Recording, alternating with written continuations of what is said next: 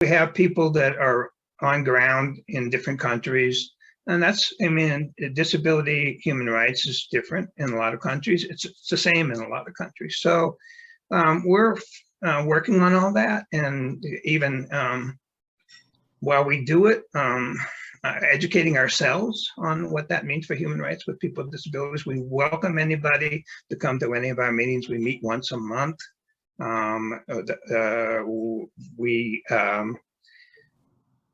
Human rights is a big subject. It has a full range of things that it can be, and we're also associated. Actually, we're born out of a group called the Rotary World Advisors, Disability Advisors Group. And that group actually was formed to try to help bring more awareness to people, particularly in Rotary, for people with disabilities, but and more awareness leading to more accessibility, more inclusion, more people in Rotary with disabilities. So that's been our mission. And we're proud today to sponsor this meeting with the people from Ukraine. I've had the pleasure of had a few conversations with them. And I'm going to turn this over to Mark and let him set Mark in Ukraine and let him introduce himself.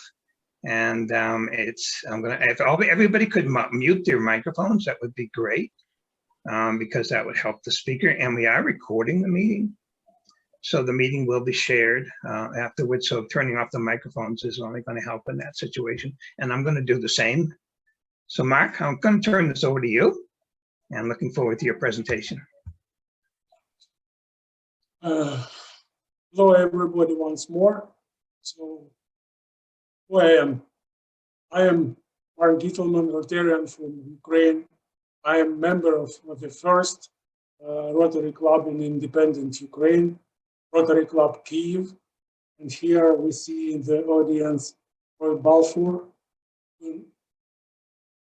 the godfather of our club 30 years ago, one of the godfathers of our club 30 years ago. I'm past president of our club. Now I'm district trainer and member of special disaster prevention committee in Ukraine, which was formed at the beginning of active phase of our war with Russia. And about this, I am leader of the WASH Group Ukraine, which is interested in the question of water, sanitation, and hygiene in nowadays in Ukraine with these difficult conditions. So that's about me. And my support group today is Olha Palichuk, who is also member of our coordination committee for prevention of humanitarian disasters, medical doctor, PhD doctor, professor of medicine, and head of our district committee. About this, we have Pavlo Kononenko from Ministry of Veterans Affairs in Ukraine, who serves as Chief Desk Officer and main expert in the expert group for physiological help and recovery of veterans of war. And I hope that already joined, or not yet. I was asked two more ladies from Ukraine. As you know, not yet. So I'll introduce them later when they will join us. Let me start from one video. At the very beginning, I want to say that it's quite brutal. I apologize, but it's real what happened in Ukraine nowadays. So I want to share my screen.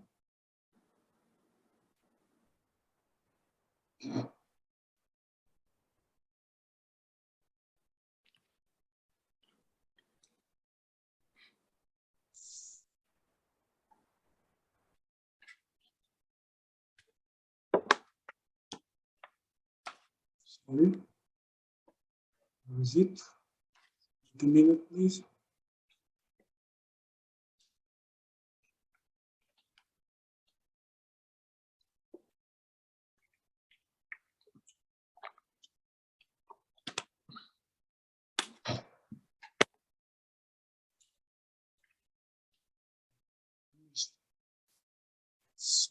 Sorry. This. And let's start.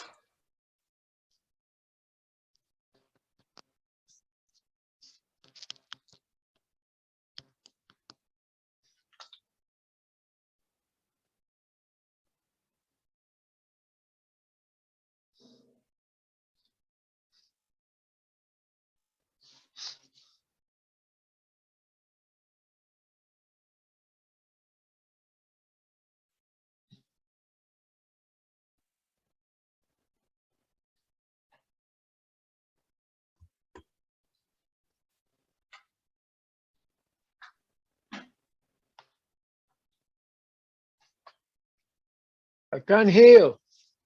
Yeah, no, he's trying to get the video going. Mark, I don't know if you can share it in the people who are more technical minded than I am on the chat. Can we? I can hear you now to you, but I can't hear him. No, I understand. He's trying to get his video going. He's trying to get a video going. No, we're waiting for him to do that. So I appreciate your comment. No, don't worry. I'm right. I was mowing the lawn. My wife says, "You got to come. Hurry up." I'm all sweating and everything. I'm glad you're here. I'm glad you're here. What's your name? My name is Gino. I'm in Rotary, right here in Acton, Boxborough, Littleton, Concord. I go to seven meetings a week. Wow. God bless you. Ken, you don't know Gino, really? Okay. Oh no, Diana's there. Hi, sweetie. Hello, Gino. Mark, are you well, now he knows me. Mark, now he knows me. Okay. Mark, are you okay? Would you like some help or something? Did we lose Mark? He probably is. No, he's here. He's here. Okay. Mark, are you okay?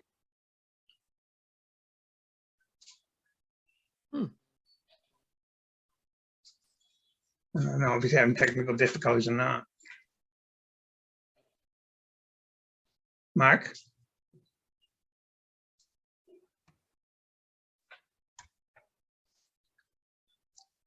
Maybe trying to share the video, freeze them up. Could be, yeah, could be. Just give him time. Diana, well, we're waiting for Mark to come back. I don't know if you can talk a little bit about your connections with Mark. I must apologize. I'm actually not in Massachusetts right now. I'm in Chicago. So I'm apparently having some video camera issues right here, so you cannot see me, unfortunately. I've been trying to work with my drive here, and it just doesn't want to listen to me. Anyway, thank you all for coming today. I am sorry again about my technical issues. What I believe Ken want me to share with you is that, and I believe also Roy is on the call, and maybe Roy can elaborate a little bit more after I introduce Mark. Сейчас показываю ролик. Mark, you're not mute. Куда же он делся? Ken, would you please mute Mark because he's trying? Okay, thank you. Mark is the president. Mark Gitelman is the president of the Rotary Club of Kyiv, and the connection of our district with Rotary Club of Kyiv is that back in 1992, that was the year after Ukraine claimed its independence from the former USSR. And the following year, they started their first Rotary Club. And the way to start a club, a new Rotary Club in a new country, not a new club in a country that already Rotary exists, was that they needed sponsoring clubs, more than one, 6 sponsoring clubs. And our Rotary Club of Shrewsbury in our district, 7910, which is Central Massachusetts and Metro West, was one of the 6 sponsoring clubs of the first Club of Kyiv. There were 3 Rotary clubs in the United States, 2 in Canada and 1 in Scotland, that helped our friends in Ukraine to start their first Rotary Club, and that they were helping them get it off the ground. And as of today, in Ukraine, they have 62 Rotary clubs. And what we've been doing with our friends from the other 5 sponsoring clubs / districts in the past almost 3 months, we reconnected again with our friends in Ukraine, Rotary friends in Ukraine, and we've been trying to help any way, shape, or form that we could. We applied for a district grant, we got a grant, and we sent medications, prescribed medications over to Ukraine, and they have to be there any day now. Also, the next step that we reached out to many of our friends all over the world in Rotary, in clubs, in districts, and some of them are already applying for disaster relief grants in the Rotary Foundation, so we can help our Ukrainian friends. They are in dire need right now for fire trucks, ambulances, generators, prescribed medications. So that's what we've been doing over the past 2.5 months. Very busy. Roy, please, would you want to add something? Roy Balfour. Well, it's been an impressive accomplishment. We've now raised pretty close to $14 million in just about 60 days. So I'd say that's pretty good accomplishment for Rotary on a global basis. Now it becomes a necessary is to get that aid in play, and that's really what Diane is referring to. In the histrionics of it, it's there, like you said, there are 6 co-sponsoring clubs and 6 districts all collaborating together, and the most impressive thing I've ever seen. I'll give you an example. Just last week, the sponsor clubs met, and Mark said, "Hey, we need a fire truck." He said, "Okay, fine. How much is a fire truck?" $50,000. 2 districts stepped up with a $25,000 disaster response grants and covered that truck. Now, if you guys don't think that's impressive, I do. So it's the collaboration of Rotary that is really the secret sauce here. And so, any questions, just give me a yell. Thank you, Roy. Mark, are you back? We can unmute you, and we can unmute you, Mark. We need to unmute you.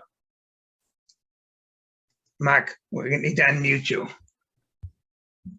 Allison, can you unmute him? He needs to unmute. I'm here, sorry. Okay, I called Mark just now, and he thought that we saw video, some problems with showing. I can try once more. Video.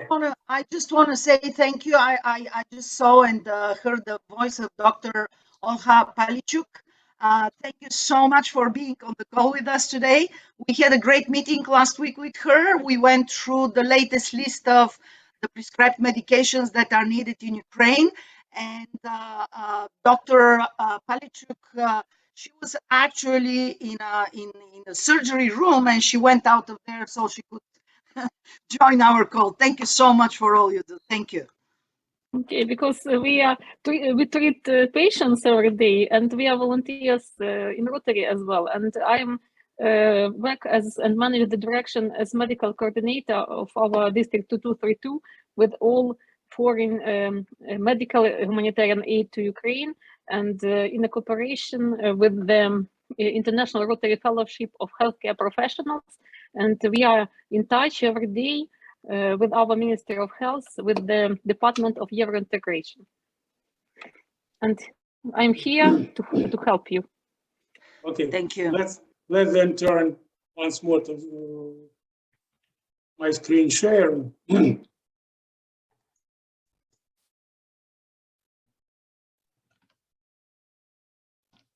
Is it okay right now? Do you see? Yes, yes, we see. Yes. It's better. So Okay. this is a presentation prepared with main facts about our work during last 2.5 months from the day of the beginning of the war. So as for today, it was mentioned already by Diana that we have 62 Rotary clubs and now about 1,150 Rotarians. There are far more clubs in Belarus, which also belongs to our district, but now the question should be solved on the level of Rotary International. So separate us with the Russian clubs, and they will be some special zone. What can we see on this slide? I read. Yes. Share the screen, please, Mark, because you show Share. only, but we don't see one slide, only all presentation. More. And There you go. by this way, do you see it? Yes. Yes. So let's. What do we see on this slide? You see the ways of attack of Russian troops to Ukraine. This is the south part, western part of Ukraine, and previously in February and March, northern part of Ukraine, Chernihiv, Kyiv, Sumy, Kharkiv, Luhansk, Donetsk, and region of Zaporizhia, Kherson, Mykolaiv, and partly Odessa. Nowadays, the situation in the northern part is far more better. There is no Russian troops at all here. The same is in Sumy region. Ukrainian troops have great success near Kharkiv right now, but in all other places, the situation is very difficult. Battles are going here every day, and we try to help to our population which lives in all this region, and also to Ukrainian soldiers by all means that we can. And green lines, these are the ways of delivering humanitarian help to Ukraine through our western border. And here we have our friends in Poland, Slovakia, Hungary, and Romania, who are closest countries and districts to us. And the whole humanitarian aid from the world, from the Rotarians throughout the world, are collected in special hubs which exist in Poland, owned by and run by Polish Rotarians. The same in Slovakia, one hub, Hungary, and Romania. And Ukrainian clubs in Lviv,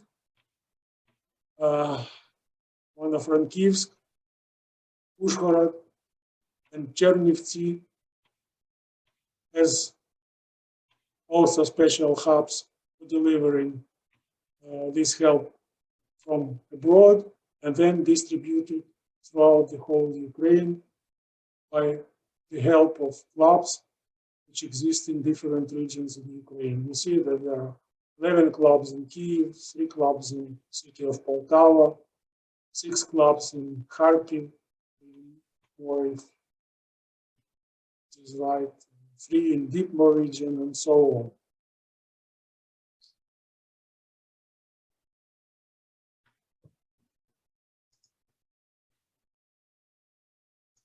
What are results of our work?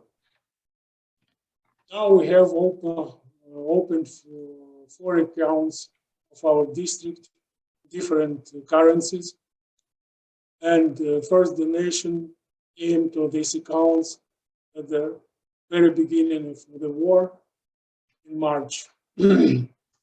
Totally, we received donations during March and April for more than $2,100 US. And we spent all this donation to buy medicines, food, sanitary and hygiene products, clothing, meth, blankets, and so on. A lot of work is done with buying and sending to different parts of Ukraine of electrical generators, because we have a lot of cities, and especially small cities in Ukraine, which has destroyed system of electric supplying and water supplying also. So this is of first need in electrical generators right now. The same in our troops, they hardly need sources of electricity. As Roy and Diana mentioned already, up to the 1st of May, more than $13 million were collected to Disaster Response Fund for Ukraine, which was opened specially by Rotary International. And we've got already 4 grants from it, totally for $2,100. And now, due to efforts of our district governor, our colleagues from committee, and from efforts of staff of Rotary International, we have the decision that Ukraine may apply for grants of $100,000 to grants at the time. As to humanitarian aid received from many countries of the world, especially from Europe and the United States, it's impossible to calculate. This is tons and tons, day by day. Trucks came to the hubs in Poland, Slovakia, Romania, Hungary, and then all these things are delivered to Ukraine and to Ukrainian borders, and then further throughout the whole of Ukraine.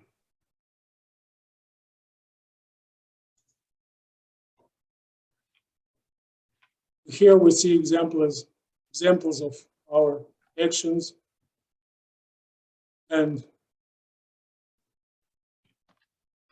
we express our great thanks to all Rotarians, clubs of all districts in our region especially. A lot of money came to straightforward to our district accounts. As I mentioned, dozens of trucks were delivered to Ukraine. We provide support with the aid of this help to families of Rotarians and our colleagues from neighbor countries help to Ukrainian Rotarians who are displaced or refugees right now, and not only Rotarians from Ukraine, but all Ukrainian refugees in these countries.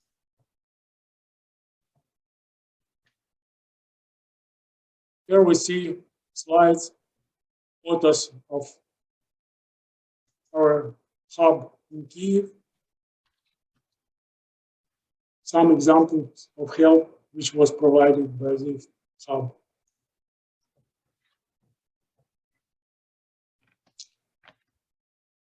During the last 2 months of providing humanitarian aid to different communities in Ukraine, We started from medicines, food, warm clothing, and now we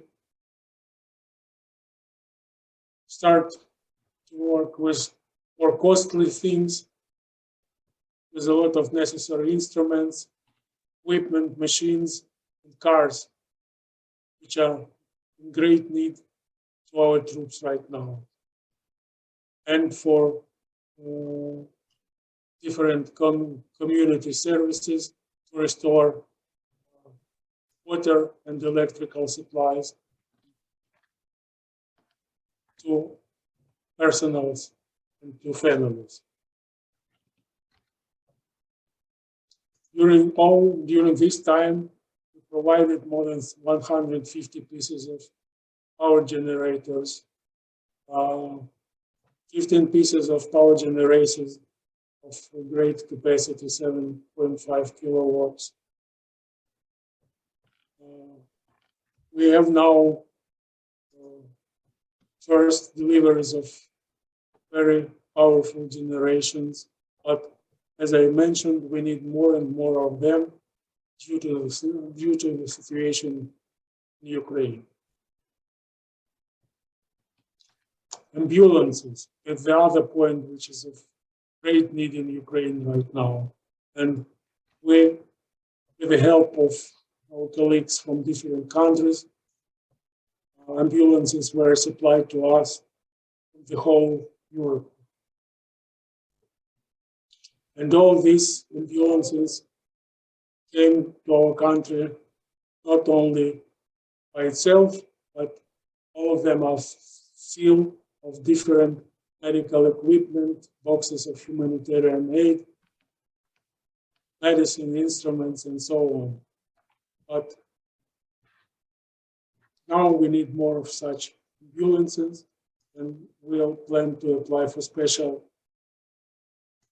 grant from Rotary Response Fund for funding of this type of help.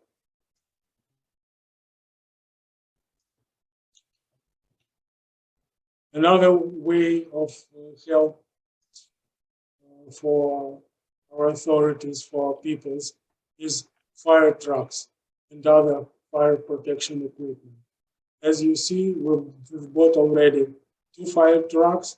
Now, due to help of Diana with us now, and District 5050 and 1200, we work on supplying 2 more or 1 more fire protection car. But of course, we need far more of them, because a lot of bomb shelling throughout Ukraine, a lot of fires, a lot of work for our firefighters. What is the situation with emergency needs right now? We see here that most things that we need most is tourniquets, Celox, and other tactical first aid needs. All these high-value medical equipment facility hospitals. And different water supply solution, especially for the city of Mykolaiv, which spent 1 month totally without any water supply. Now somewhere it is restored, but at very low level and very poor quality level.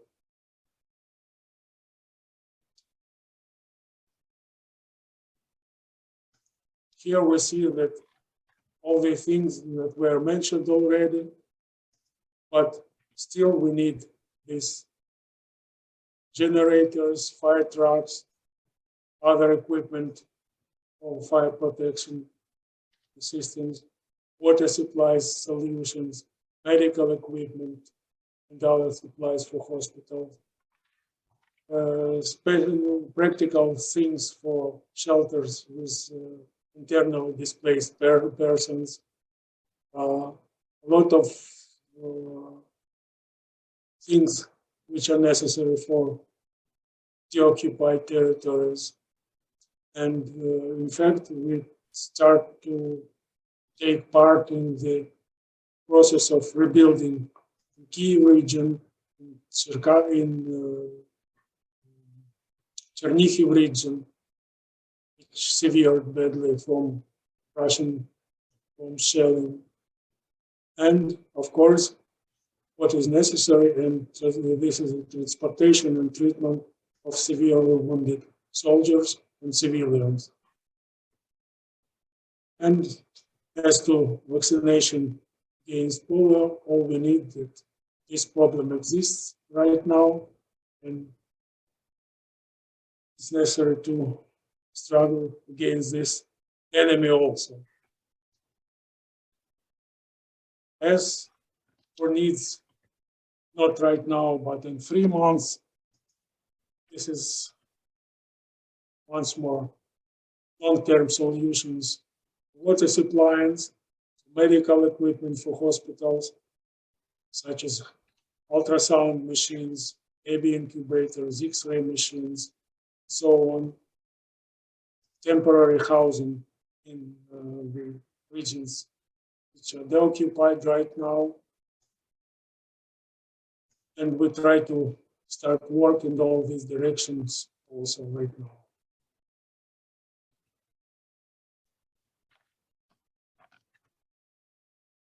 As was told by Diana, every district throughout the world could apply for grant from Rotary, from Disaster Response Fund for $25,000 to organize some help in Ukraine. Above this, we are waiting and we are looking for your help and straight donations to our District 2232 accounts. Because fund, Disaster Response Fund, closed, in fact, for Ukraine from May 1st, and all other donations to this fund will not go especially to Ukraine, but they can go to Haiti, to any country in the world with disaster. So that's why we are asking all Rotarians from the world to help us straightforward also. As I mentioned, we need help from Rotarians in fighting costly equipments like firefighting cars, trucks, generators, powerful generators, ambulances, and so on. We could apply to grants from Rotary Response Fund, but we have to find these things somewhere in Europe. So we ask you to pay your attention, to work with us, to help Ukraine, because Ukraine is in a very difficult position right now. And this presentation was prepared by our PDG, Serhiy Zavadsky. You see his all contacts here, and a little bit by me also. Thank you for your attention. We are prepared to the questions. And if not, then Olha can start your presentations. Does anybody have any questions for Mark? I do. Yes, please. Go ahead, Steve. Hi, this is Steve D'Agostino from Massachusetts in the United States. Yes. And I'm wondering what sort of, if any, assistance you're getting from non-governmental organizations such as Doctors Without Borders, Engineers Without Borders. As to Engineers Without Borders, in fact, I know nothing. There were no help from that. As for doctors, Olha can tell you more. I'm not pretty sure that Doctors Without Borders cooperate with us. Olha, what is your opinion? We coordinate together with Hospital Without Borders from, and the center of this project is France and Belgium. And we received twice special medical aid from Hospitals Without Borders, special boxes for medical military hospitals in fields, and special backpacks. And we continue to work together because we are in touch with many medical institutions in our country. And you may know that now not only military but civilian hospitals work as military because we have many wounded people, children, women, old people, and military soldiers as well. And we have in different civilian hospitals special surgery beds were opened for such wounded people, and we treat such military and civilians not only in the near the war hospitalities, but in Central and West Ukraine as well, in different hospitals, not only military hospitals. And we're in touch with them as well, with military units, medical units in fields, and with military hospitals and civilian hospitals which treat wounded people in Ukraine. But the goal of our today meeting, as Mark and your members of your club explained to me during last wait a minute, online please. meeting. Yes, okay. Victor Tom also has some question. Yeah, I have a question in particular to your water needs. What size of population are you talking about? And is there a source of non-potable water? This is very difficult question as to population. Ukrainian population before the war was about 40 million people.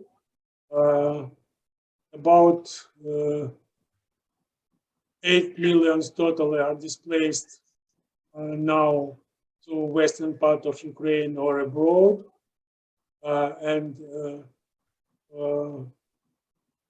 What kind of solutions do we need? We are now discussing this question, as you know, a special group organized with the help of WashRec and Wash Foundation and Rotary International. But the first emergency need is filters of different productivity, and this work is already started. We received some kinds of filters. We start to work with them, especially with small capacity, small productivity filter, which are be used personally or for one person. Now we are waiting for filters like Aquabox, the same system. There are different kinds, but the system is the same, and we'll try them. As to the source of non-potable water, yes, we have. The example is, for example, city of Mykolaiv, which I mentioned in my presentation.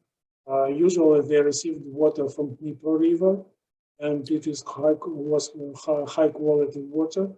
After all treatment, it was used as potable water, but water supply from Dnipro was totally destroyed by Russians, and it is done at the territory which is occupied already, so it's impossible to fix all this situation. So Mykolaiv reorganized the system, and last day they started to take water from the river, another river, and from wells.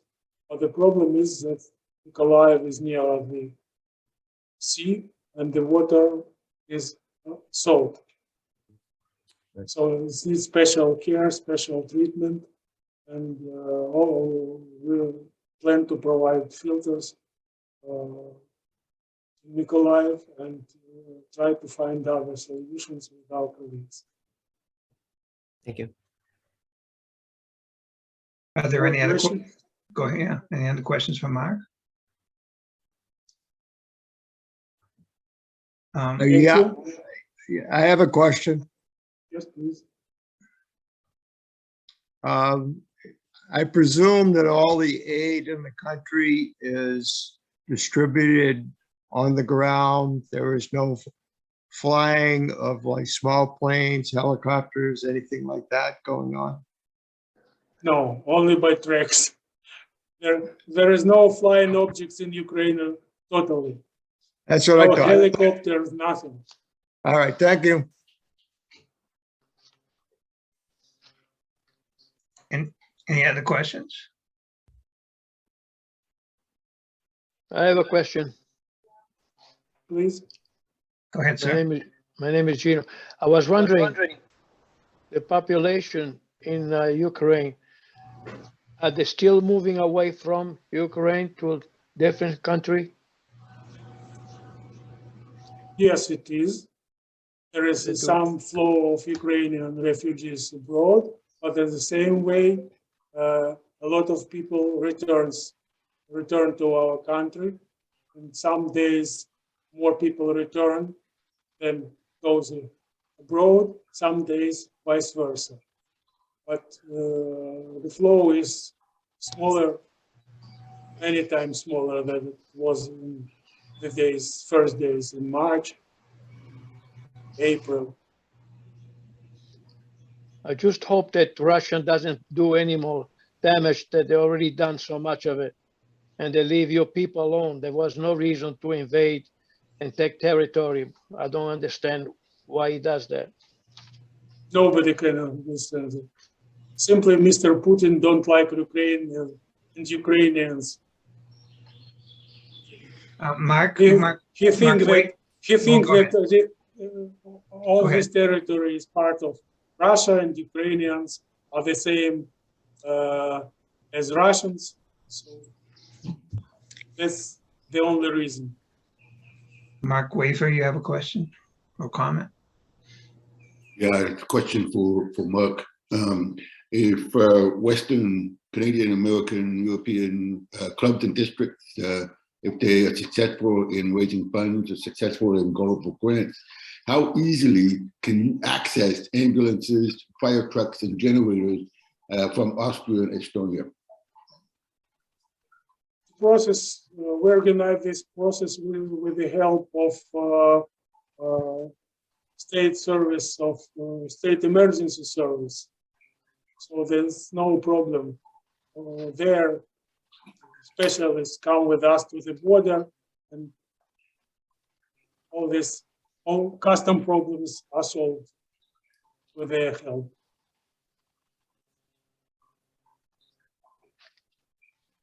By the way, if any of you want to follow up on this conversation, there is a Facebook page called Rotary Helps Ukraine. I urge you to try to sign in on that. You'll see a lot of the photographs daily of what Rotarians are doing in Ukraine. It's very impressive.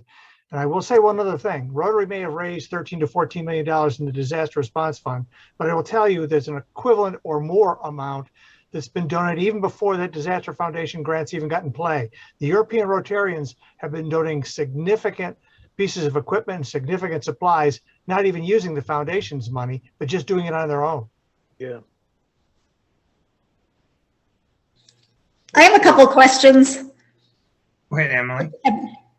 One, I saw about people applying for the district grant. Will there be a link of the process of how to do that for each Rotary Club? No, hold on. No, these grants are only for districts. Yeah, let me explain. Okay, right now everybody on the screen is familiar with global grants and basically district grants. We're all familiar with that. What is new to us now is something called disaster response grants. They're entirely different, Emily. Okay. They don't require you to come up with a nickel. Okay, there is one district grant allowed per district. That's the reason why when we started this conversation, we're trying to get districts to cooperate. If you're not in a disaster, you can apply for a $25,000 disaster grant and get approved within hours. So that's not it. So in essence, it is not like district grants or global grants. It's disaster grant is tapping into that 13 million or 14 million now that's been raised by the Disaster Response Fund. And all it's required, oddly enough, is just a really good source of emergency aid, exactly like Mark described, the kind of priority things that he needs. And if you have a source to those things in various districts around the world, you can tap into those disaster response funds immediately. And all it requires, by the way, is a district governor's signature and a district foundation chair signature. That's it. Can I add something? Thank you, Roy. Anyway, yes, you can apply for the disaster response grant. And I actually made a very comprehensive guidelines of what you have to do in order to apply for a grant. Also, I sent a sample of grant application, which you can just copy and paste and have your district governor's signature and your foundation, district foundation signature, as Roy said. So if you have more questions, just get in touch with me and we'll take it from there. And one other thing, Roy said that a district is eligible for one 25,000 grant if it is not in the disaster zone. Those that are in the disaster zone are eligible for 50,000. And that's correct. Every district is eligible for one grant until it closes the grant. As soon as that grant is closed, up until June 30th, the district can apply for another grant. Diana is absolutely right. What happens is not one and done. You can do as many as, but you have to complete the grant. That's the reason why the focus a lot is on logistics. In other words, if we can get the aid distributed quickly, then we can do another grant quickly. Well, Roy, what's the likelihood? I'm in the same district as you are, and Diana and Elliot. And what's the likelihood that our district in Massachusetts could spend all of the money from the first amount of funding and be able to apply for a second amount?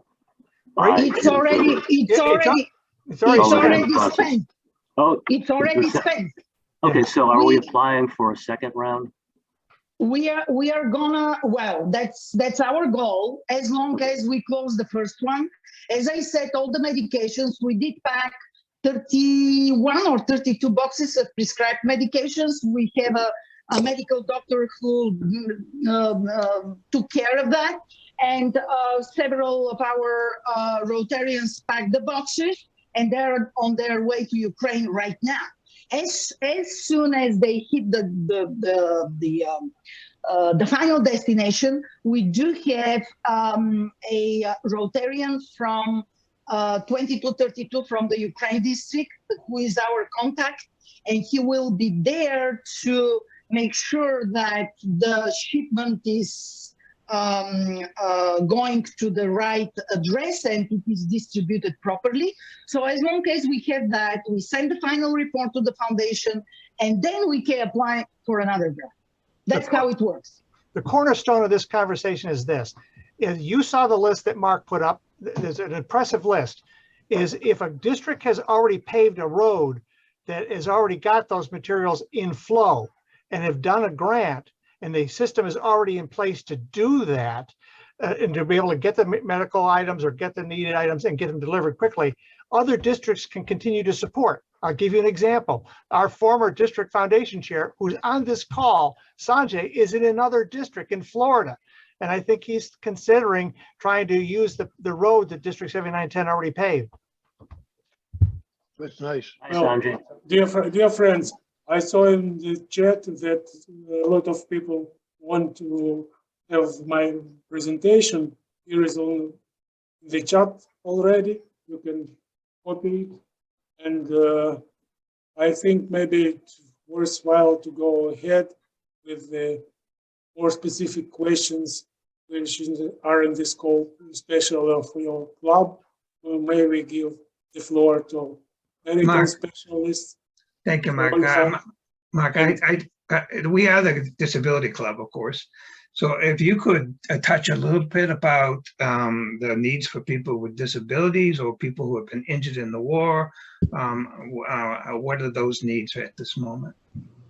And so let's start maybe from Olga's presentations.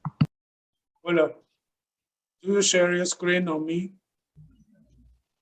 I think you will share my screen, but we have two representatives from one of them from our Ministry of Veterans. Pavlo. Yeah, and, Pavlo is I with think us. yes, I think because they wait a long Pavlo. time, yes, and after Pavlo, I think we will give the word to Oksana Gorbach because she now is a military in our Kyiv Territorial Army Forces, and that's why maybe at first they will start, and I will finalize about the presentation about people with disabilities, children as well, and we will answer the questions, your questions, together with Olena Gavrich.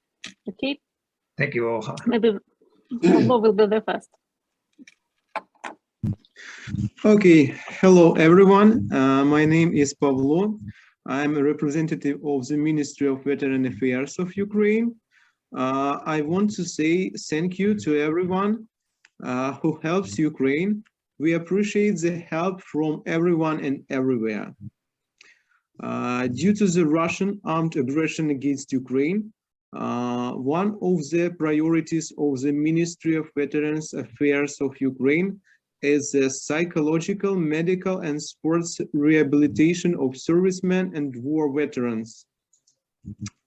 Before February 24th, there were more than 100,000 persons who became disabled as a result of war. Unfortunately, after the end of war, this number might increase significantly. To respond to our wounded veterans' needs, we are interested in rebuilding and maintaining full-scale prosthetic capabilities in Ukraine to make it available and accessible for everyone in need. Activity in this field is extremely important for the Ukrainian wounded servicemen and veterans community during and just after the fierce fight for freedom of Ukraine and the entire democratic world.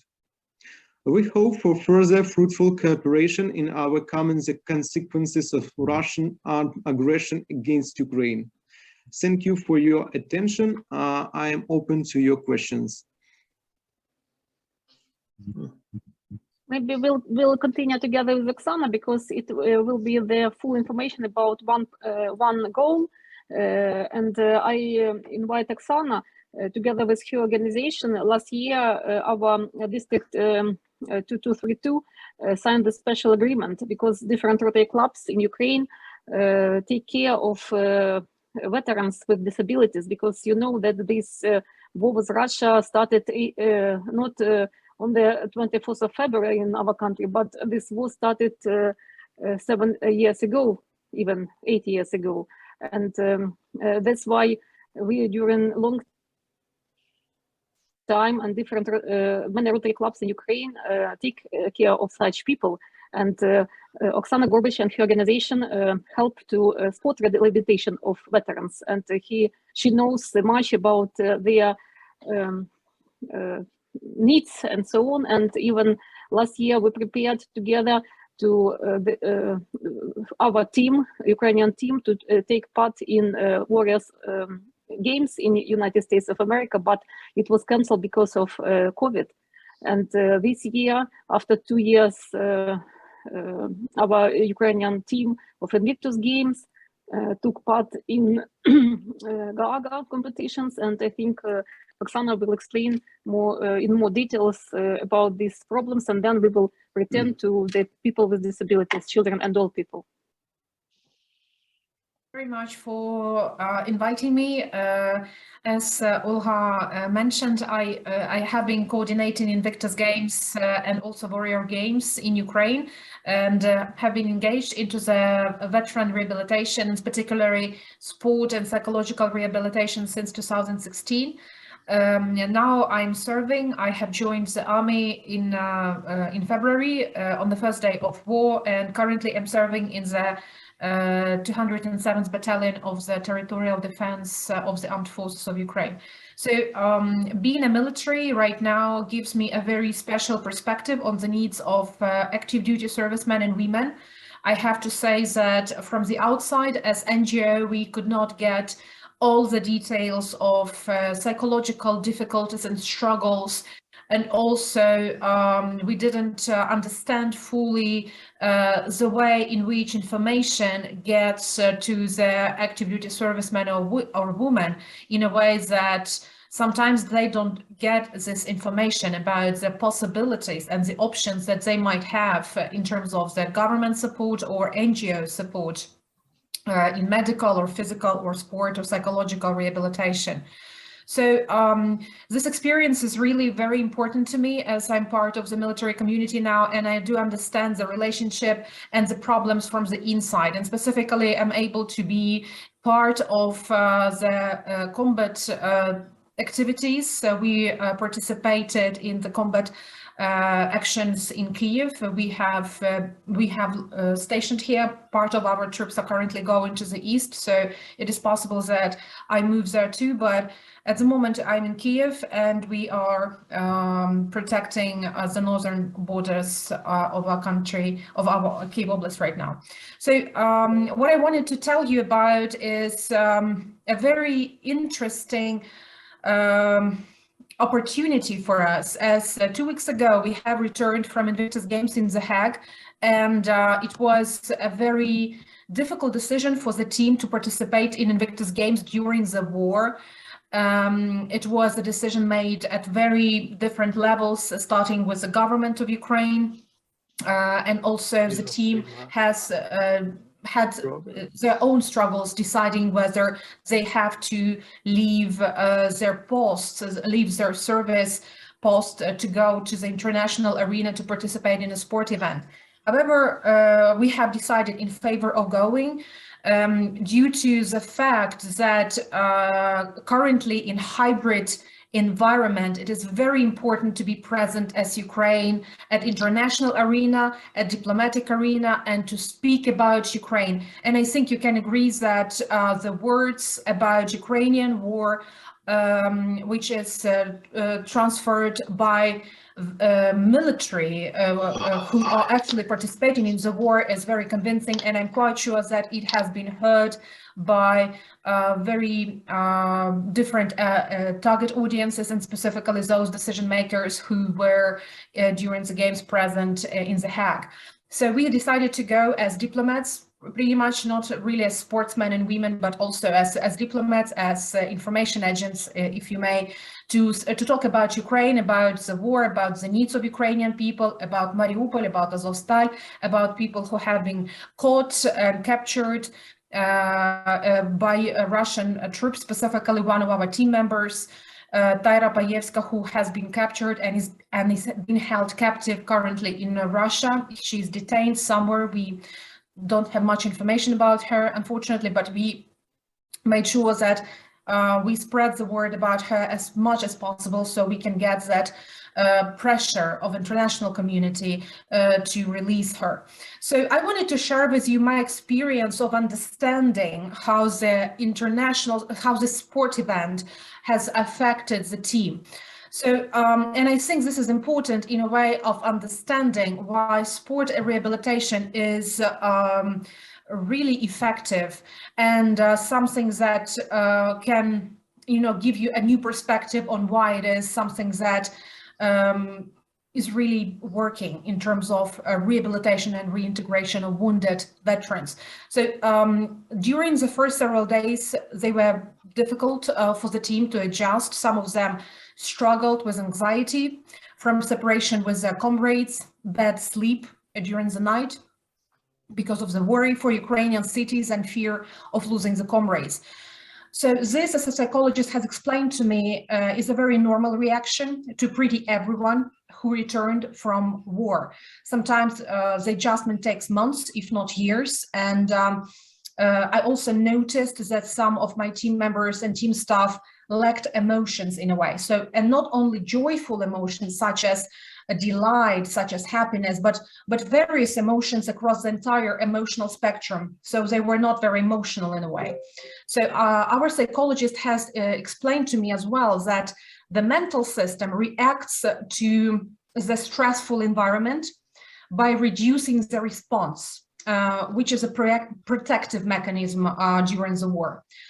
So I was concerned about this, and we have worked with our psychologist and with our entire team to help our team navigate through these first days of the games. And I have to say that I could not be prouder for the way my team functioned despite all these difficulties.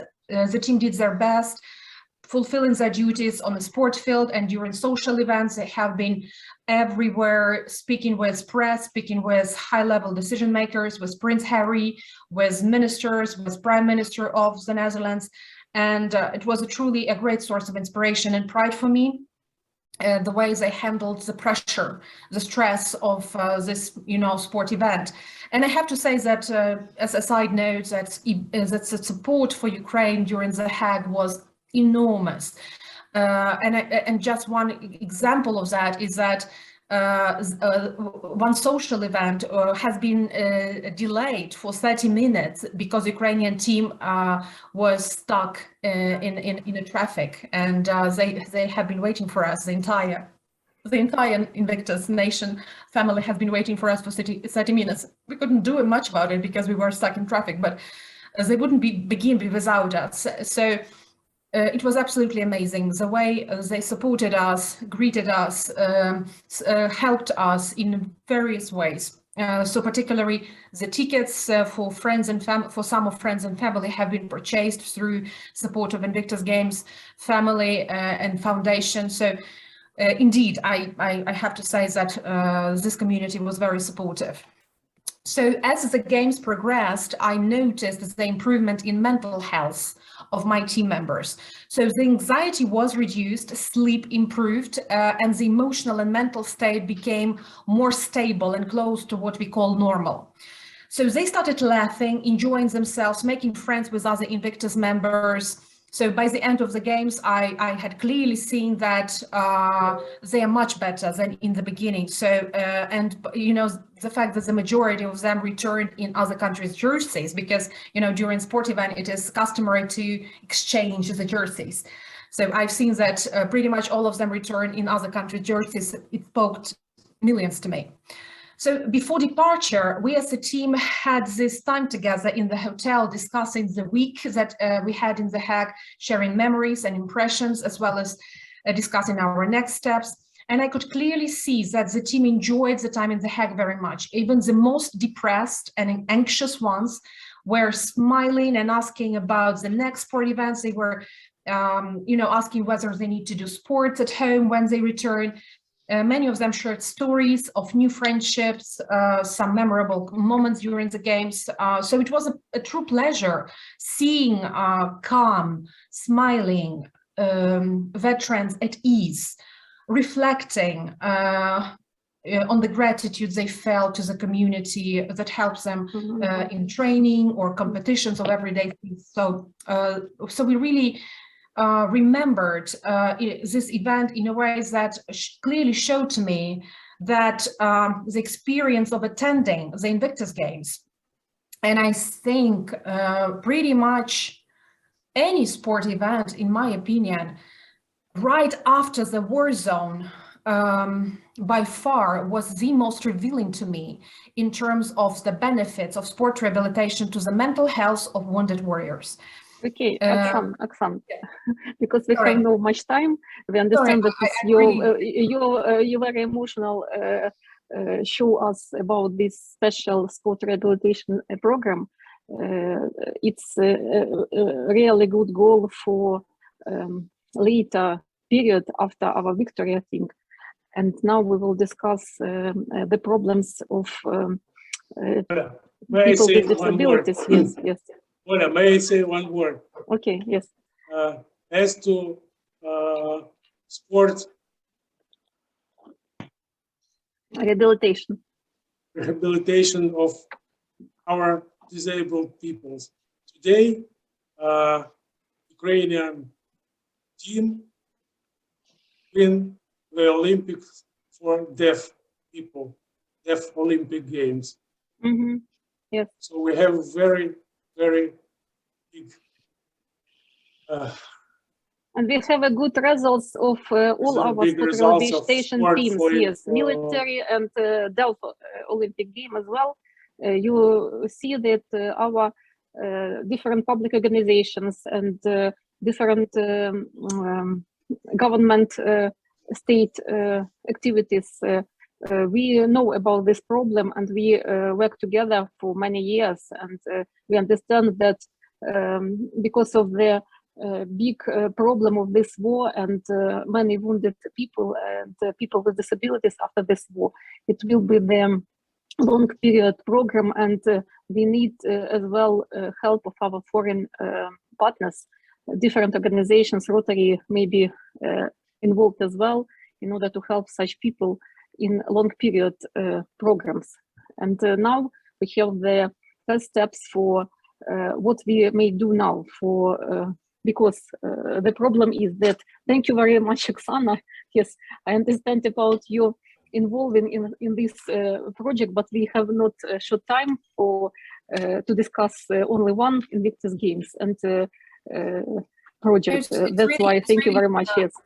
Yes, of course. Just a few final notes is that it's really not about Invictus Games. It's really about sports rehabilitation, and actually the Warrior Games explains it here.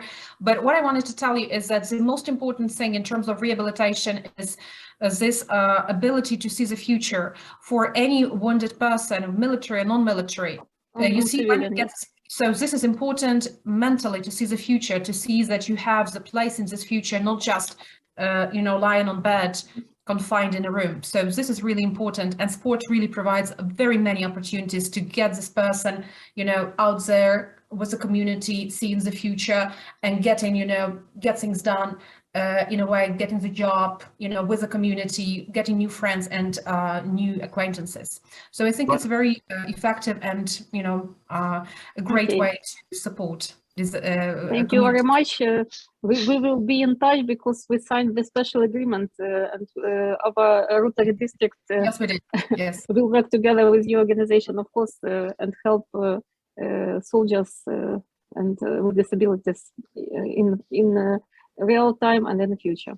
Right now, is most of the sports medicine being used for military personnel, or is a lot of it also being used for non-military personnel, civilians? Yes. Okay. This is a question for you and for Pavlo, it seems to me. Could you answer? Can you please repeat the question? Can you please repeat the question? To the degree that you're using sports medicine during the course of this war, is it almost primarily being used for military personnel, or is a lot of it being used for civilians, non-military personnel? Sport medicine. I'm not sure what you mean exactly by sport medicine. Well, you were referring to sports medicine. So we are referring to sport activities, sport, adaptive sport. So what we mean, so we do not use medicines in a way that can support the sport performance of the athlete. We do not use it at all. It's but we of course use the medicine in a way to support the disability condition of a person. So if they need some kind of a medicine, they use it, but not for improvement of sport performance. We do not use that. So we only use adaptive sports as a way of connecting with each other and helping the person with a disability to learn how to live with that disability, do sport with that disability, and have fun with that disability, have new friends with that disability, travel across the world, making new acquaintances and families. And that provides a very strong mental bridge between before, now, and future. Because, before you were fully, capable of everything, and now you're incapacitated. So this bridge needs to be created, and that is the task of psychological rehabilitation. And what I'm saying is that sport is a very practical and very efficient way of building that sport between before and future. And now you learn to live with that disability, without legs, without arms, in a wheelchair, deaf, blind, or whatever the disability is. And as Pablo said, we will have a lot of people with disabilities after this war, unfortunately, not only among veteran community, but also among civilians. So I think that sport is very interesting and really not very expensive way to engage and help the communities to, you know, get across from this before to that future, to build that bridge from before and now. Yes. We- And we have- like an example, I might say that different Rotary clubs in our district during last years organized different projects, like local project, district grants, club grants, and even global grants project for children with disabilities with adaptive sport as well equipment, like adaptive sailing program in Cherkasy for children sailing school, for refugees from Donbas region before 2014, and in other our regions and towns. And we know about this problem, and we are ready to work in this direction as well after our victory. We have we actually have para sports people from around the world, which we can put in touch with you on that when you get to that point where you're working with the sports on it. And so, Olha, what is it right now, the immediate needs for people with disabilities? I prepare a short presentation, only 7 slides, very shortly, very quickly, because previous speakers yes, took much time from this our meeting, online meeting. Mark will help me shortly the presentation, because we prepare this presentation together with the specialists and Olena. Mark announced about her regardless, and why we speak about Cherkasy region in a local like a region where we have many evacuated persons with disabilities as well, because many persons like refugees went to not only abroad, because we know that more than 5 million people are now refugees in foreign countries, but nearly 10 million people, they changed their homes and now they are in central Ukraine or in West Ukraine. Cherkasy region is the most central Ukrainian region. It's really a center of Ukraine. In our region we are, and it's a separate region near Kyiv region on Dnieper River. And now we have more than 100 evacuated persons in our region, and nearly 45,000 such people in our town in Cherkasy, it's a regional center. And as you see on this slide, many of them came to our region after this war started on the 24th of February, and now we have in many including people with disabilities, like you see on this slide. Sorry, nearly.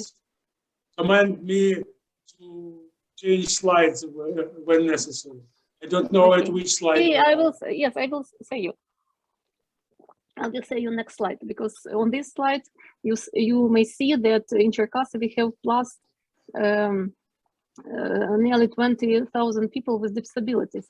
More of them are on age under 50 years, 60% it's women, and 25% they are children. And they came from Donetsk, Lugansk, Donbas region, Kyiv, and Sumy regions. Now we have the main part of this contingent. Next slide, please. Next slide. Before war, we have different activities for previous slide. Previous slide.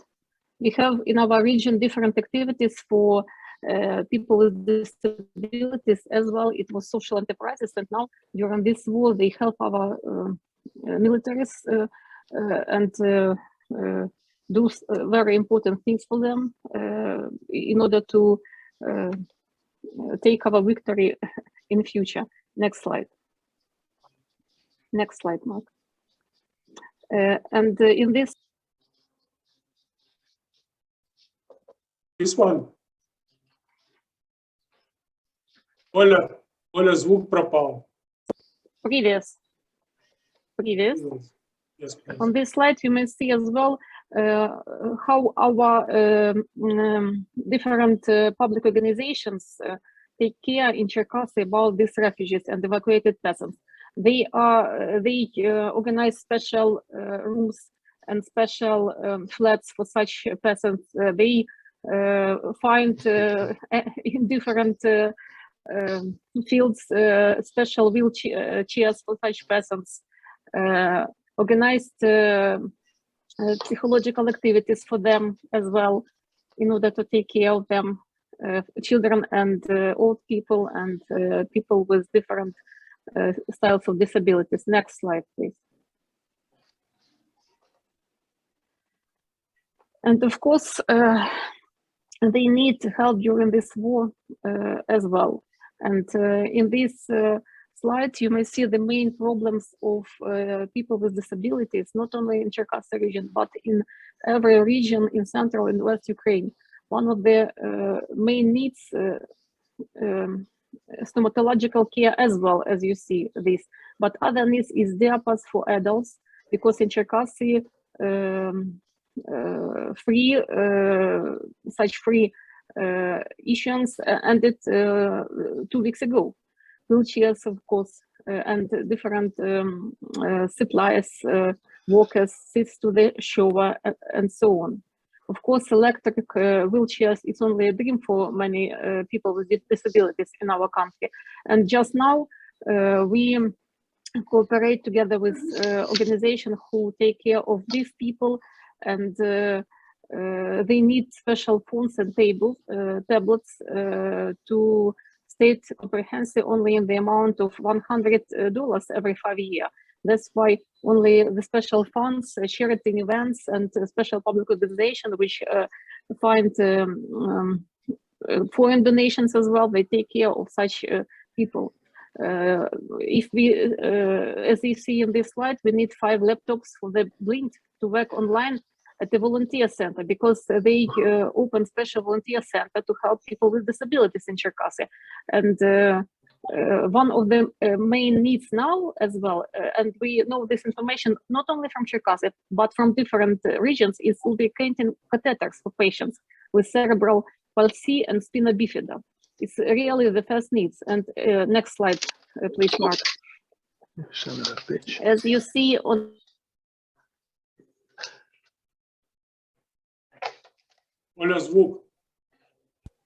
As you see on next slide, it's information from our National Specialized Children's Hospital of Madrid, because we are in touch with different medical institutions and hospitals in Ukraine. In our medical group, we have 37 Rotarians, doctors, members of 26 Rotary clubs, all in different cities of Ukraine. And many of them are famous in their specialties. They are the members of board of different medical professional organizations, and we have really information from the first field, and we change this information every week. And now Clinic Ahmadet asks for such catheters with lubricants. And on this slide, you may see the needs for 1 year, not for 1 month, not for 2 months, but for 1 year, because these catheters, we have no Ukrainian producer who produces such medical supplies. Next slide. And of course, it's my contacts. We have every weekly, we have a meeting with the representatives of International Fellowship of Healthcare Rotarians, Rotary Fellowship, more than 16 countries, chairmen, with the chairman from Great Britain, Professor Philip John, who is from London, take part in these meetings. We have special networking coordinator from Medical British Association, from Canadian Medical Association, Australian Medical Association, and this fellowship, Dr. Shopkham. We are in touch with her every day, and we have special WhatsApp group in which we coordinate our medical needs, and for medical equipment, for medical supplies, for medicines, and so on. And if you have propositions or new ideas how to help people with disabilities in medical humanitarian aid direction, you may contact me, and we, together with our medical group of our Ukrainian branch of fellowship, of our district team, and together with our international colleagues, help you to find the better goal in such projects. And if you have some questions, you may ask Olena Havrish, because she takes part in this meeting as well. She is the CEO of a special charity fund, Rodina LG. It's like translating family, because his her special public organization took care of such people with disabilities for many years, and she now in Cherkasy and coordinate different public organization efforts which work in this sphere. I'm finished. Thank you for attention. Great, thank you, Olha. In respect to people's time, I'd like to try to end this meeting probably in about 5 minutes or so. But if anybody has any questions, I think we need to continue this discussion, and we will, with the help of District 7910. And certainly those who are interested in continuing that discussion, let's do that. But does anybody have any questions right now for Olha? Particularly, our interest is people with disabilities, and there's a lot of work to be done there. So that's something we really need to focus on a lot. So, Steve? You're muted, Steve. Steve, you're muted. Steve, you're on mute. Okay. Obviously, you're in the midst of a war that was brought upon you by Russia. And so I would imagine the primary focus, if not the exclusive focus, is on military personnel when it comes to medical and therapeutic aid and assistance.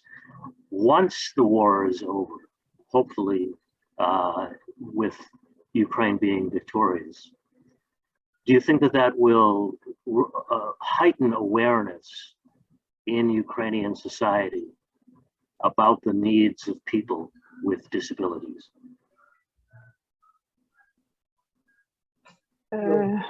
It's very big problem and very quiet question. And if we want to answer to it, we must coordinate different channels: government channel, Rotary channel, public organization channel, medical institution channel. And in such cooperation, of course, we will find the better answer for every region, for every city, for every style of people with disabilities. And we work such in different cities, because our Rotary clubs in past did many grants, global grants as well, for such public organizations and for different medical institutions, or social institutions, schools, and special pensionats for people with disabilities, children with disabilities. Even my Rotary Club Cherkasy, during last year, we finished 2 global grants. One of them was for Children Cancer Center in Cherkasy. We bought special medical equipment for treatment and for palliative care for children in hospice, for pain care. And last year as well, we finished the special global grant together with American clubs. Both of these global grants were with American clubs, with our twin clubs from Florida and from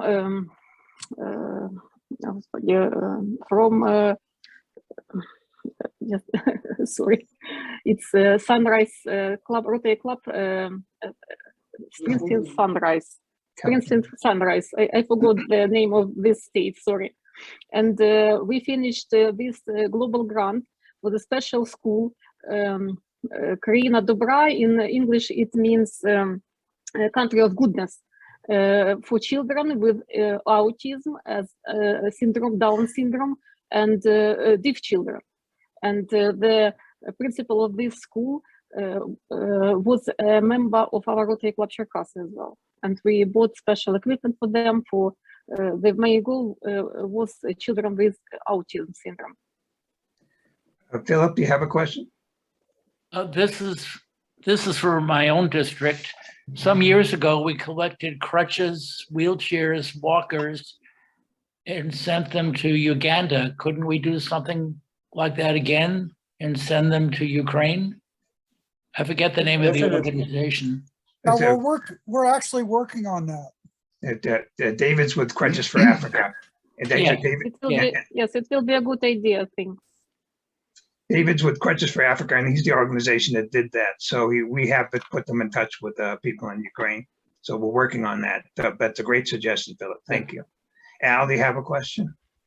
Yeah, just first of all, thank you to those in Ukraine for taking the time to speak to us. I work and volunteer with people with disabilities here in Canada quite a bit, and the general lifestyle of them all is loneliness and isolation. And so I've been talking about possibly through Rotary some sort of a pen pal, online pen pal activity that would give a person with a disability who has limited ability to move around to talk to somebody on a regular basis from outside.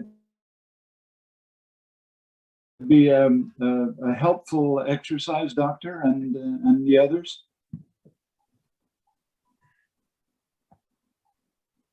The same project last year started in Kharkiv, because several Kharkiv Rotary clubs collected different medical doctors, doctors which take doctor rehabilitologists as well. They started a special global grant together with American Rotary clubs as well, in the program Heart of Europe, together with UCA, because we 2 years ago we opened the special intercountry committee Ukraine USA, and I'm a member of both of this committee as well. And we find different projects for American Rotary clubs, for American districts, and we started this process last year. But now war started, and it is difficult to continue such process now. At first, we must take the fund from disaster fund from Rotary Foundation, and then next will be the special global grants together with American districts as well, and another foreign Rotarians for to help people with disabilities as well, and for another goals in Rotary service programs. Okay. Thank you all. I put my email in the chat for anybody who wants to be part of the continuing discussion on this. Please write to me, and I'll keep you informed as to any further discussions we have, particularly in our area of people with disabilities. Yeah, I thank you all for coming. I thank the people from Ukraine. It was extremely informative. It helped us get a better perspective of what you're dealing with and the help that Rotary is doing. God bless Rotary.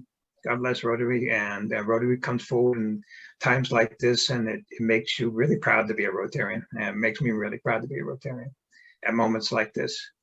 And so I really appreciate it all, and thank you. And like I said, if you want to continue or you want to have contact information for any of these people, you could write to me, and I'll be glad to send it to you. So I appreciate it. You all have a good day, and we'll hopefully see you again in a future meeting. Take care. Bye. Thank you, everybody. Okay. Goodbye. Thank you very much. Future cooperation. Thank you, everyone. Goodbye.